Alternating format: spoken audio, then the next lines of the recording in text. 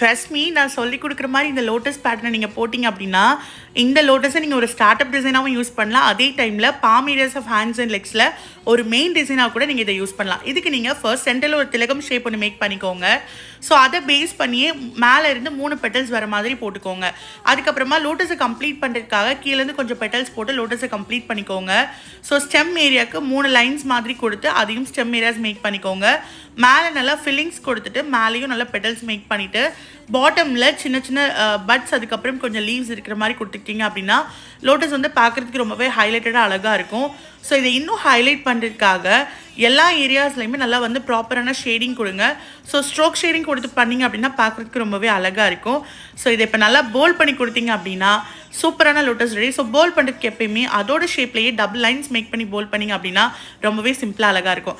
இந்த டுட்டோரியல் உங்களுக்கு பிடிச்சிருக்கு அப்படின்னா மறக்காம நிராம இந்த ஆர்டிஸ்ட்டை ஃபாலோ பண்ணி சப்போர்ட் பண்ணுங்கள்.